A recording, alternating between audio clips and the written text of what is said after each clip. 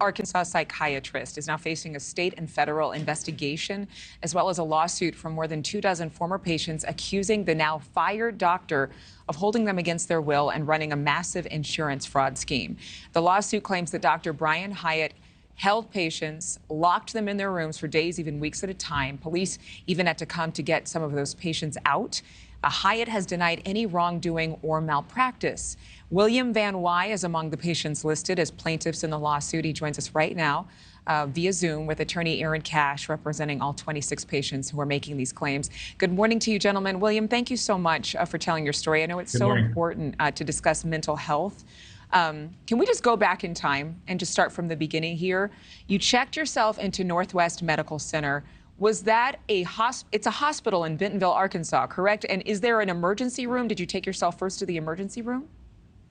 So, good morning. So I did first check myself into the emergency room at Mercy Hospital in Rogers, Arkansas. Okay. And the physician there suggested that I either go for treatment to Northwest, which is in Springdale, Arkansas, or go to Missouri. Okay. And when you actually admitted yourself to that first ER, did the assistant there or did someone with a medical background ask you if you were concerned about harming yourself? No. So no one ever asked me pointed questions like that at all.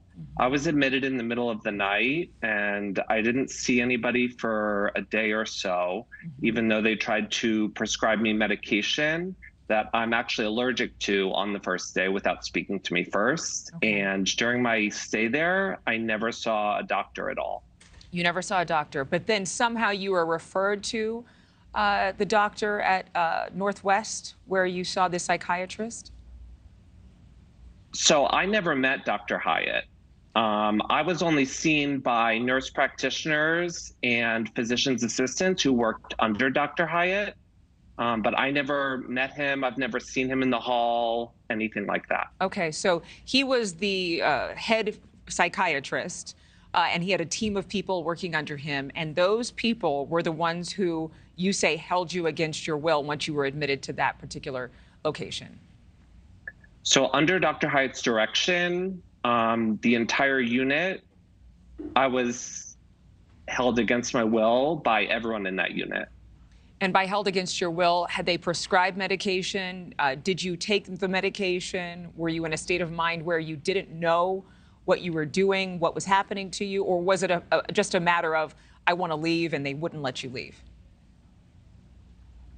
So after they tried to prescribe me medication that I'm allergic to, after day 2, I finally was able to convince them to give me the medication that I was used to taking every day previously.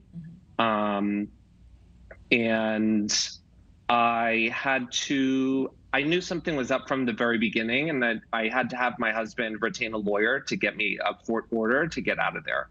Okay. Why did you initially admit yourself? Do you mind saying what happened, what was going on with you? Yeah, absolutely. Like many Americans, I suffer from depression and anxiety from time to time. Right. And it was just a bad bout of depression and anxiety that led me to check myself into Northwest Medical. And were you at a point where it was just like the bottom of the barrel, where you had suicidal ideations, you were concerned about your future?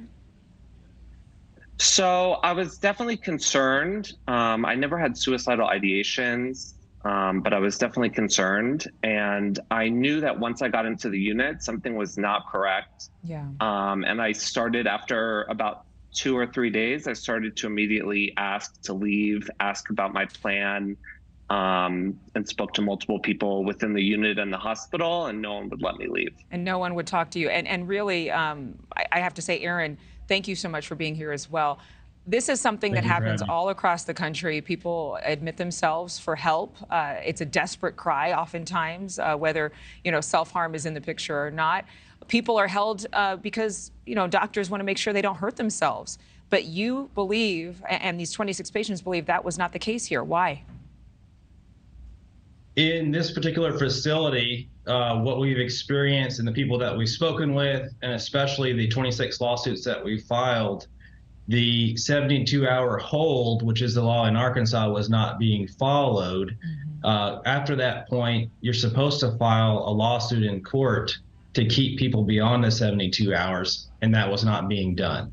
And so people are being held for up to weeks. Wow. Thank you for watching. Go to newsnationnow.com to find NewsNation on your television provider. And don't forget to click the red subscribe button below to get more of NewsNation's fact-driven, unbiased coverage.